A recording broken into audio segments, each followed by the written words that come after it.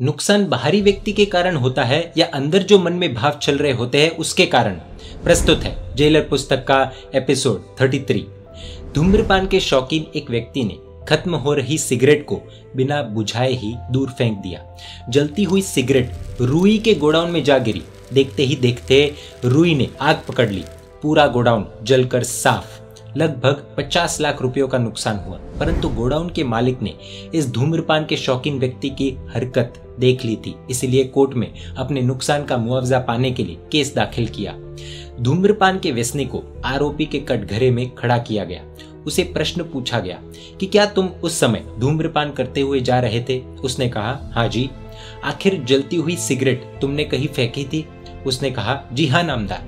Cigarette का वह टुकड़ा रुई के गोडाउन में जा गिरा था? वो बोला, हाँ। तो तुम्हें गोडाउन के मालिक को जो 50 लाख रुपए का नुकसान हुआ है वो भरपाई करनी होगी, क्योंकि आग लगने का कारण वो तुम्हारी सिगरेट थी। उसने कहा, नहीं नामदार नहीं, आग सिगरेट के टुकड़े के कारण लगी थी, ये सही नहीं है। न्यायाधीश, दोनों पक्ष के वकील एवं कोर्ट में उपस्थित सब लोग हैरान रह गए। प्रश्न उठा कि अगर आग तुम्हारे सिगरेट के कारण नहीं लगी है तो फिर किस कारण से लगी थी? उसने कहा कि नामदार, आग इसलिए लगी क्योंकि गोडाउन में रुई भरी हुई थी। अगर मालिक ने गोडाउन में लोहा भरा होता तो सिगरेट का टुकड़ा तो क्या, जलता हुआ लकड़ा भी फेंका गया होता तो भी आग लगती क्या? पूज्य श्री कहते हैं कि वास्तविकता तो यही है कि न तो केवल चिंगारी के कारण आग लगती है और न ही केवल पेट्रोल से। दोनों के सहयोग होने पर ही आग लगती है। उसी प्रकार केवल गाली रूप निमित्त मिलने से क्रोध की आग भड़कती नहीं है, या न ही अकेले क्रोधी स्वभाव वाले आत्मा रूप उपादान के कारण क्रोधाग्नि भड़क उठती है। इन दोनों का सहयोग होने पर ही क्रोध उत्पन्न होता है। इसलिए उसने ऐसा किया, इसलिए मुझे गुस्सा आया। ऐसी बात तो पूर्णतः सत्य मानना गलत है। और जो व्यक्ति वर्तमान में अशांति नहीं चाहता तथा भविष्य में दुख दुर्गति नहीं चाहता है, उसके लिए तो ये बात सर्वथा अनुचित ही है। अंगारे मांगने के लिए आए हुए युवक को ना कहने पर भी फिर से मांगने पर साधु ने कहा कि भाई, तुझे सुनाई नहीं दे रहा है क्या?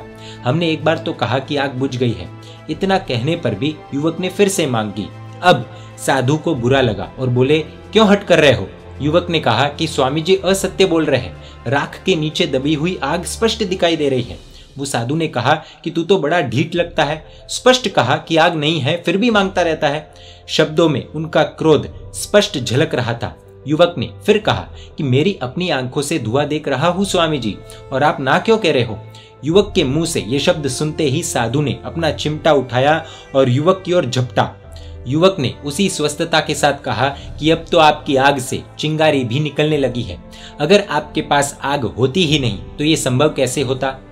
पूज्य श्री कहते हैं कि भीतर आग है, इसका अर्थ यही है कि उपादान तो है। उपादान यानी साधन कह सकते हैं, और उपादान है तो एक छोटी सी चिंगारी भी विस्फोट कर सकती है। उपादान को अपने पास रखना और फिर भी विस्फोट न हो, उसके लिए कोई चिंगारी फेंके ही नहीं, ऐसी अपेक्षा रखना, यह तो कभी भी सफल होने वाली बात नहीं है, क्योंकि इसमें स्वाधीनता नहीं है। हमारे संपर्क में तो अनेकों लोग आते हैं, उनमें से कौन कब कहाँ कैसे किस प्रकार एक चिंगारी डाल दे, क्या कहा जा सकता है? सबके हाथों को सदा के लिए बांध के रखना तो संभव है ही नहीं। और हमारी ढीठता, उल्टी बुद्धि, स्वयं के पूर्व कर्म, ये सब भी दूसरे लोगों को चिंगारी फेंकने के लिए उकसा सकती है। इसीलिए कोई चिंगारी न फेंके ऐसी अपेक्षा करना मूर्खता है।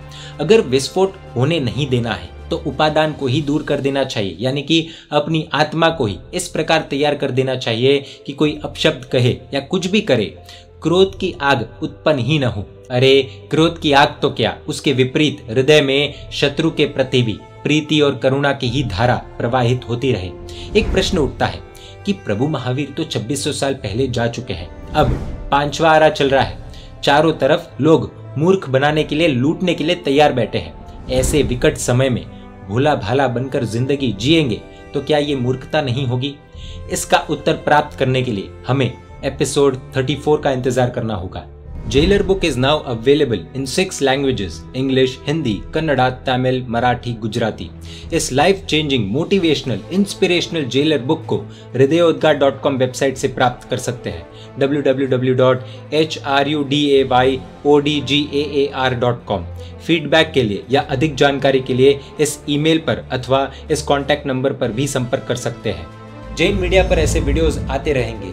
देखने के लिए आपको Jain media YouTube channel subscribe कर नोटिफिकेशंस के लिए बेल आइकन प्रेस करना होगा। आप हमें फेसबुक और इंस्टाग्राम पर भी फॉलो कर सकते हैं। परमात्मा के आज्ञा विरुद्ध कुछ भी कहा हो तो मिच्छामि दुक्कडम। जय जिन शासन, जय महावीर।